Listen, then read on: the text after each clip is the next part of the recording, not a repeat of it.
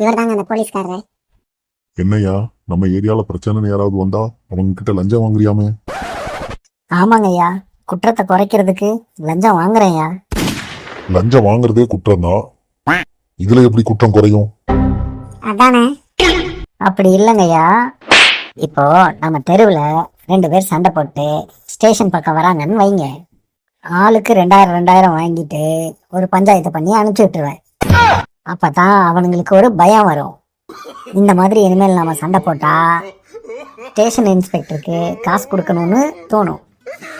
இதுவே அவனுங்க சண்டைய ஃப்ரீயா சமாதானப்படுத்தி விட்டா தினமும் ஸ்டேஷனுக்கு 100க்கு மேல கேஸ் வர ஆரம்பிச்சிடும். அதனாலதான் வர்றவங்கிட்ட காசையும் பிடிங்கிட்டு 4 லத்தி அடியும் போட்டு அனுப்பி விடுறது. மக்கள் மேல இருக்கிற அக்கறையில இனிமேல் அவங்க இந்த மாதிரி சண்டை போட்டு ஸ்டேஷன் பக்கம் வரக்கூடாதுங்கிற நல்ல எண்ணத்துல தான் ஏன் செஞ்சிட்டு இருக்கோம். ஓ, இப்படியும் குற்றத்தை குறைக்கலாமா? ரொம்ப சிம்பிளுங்கய்யா.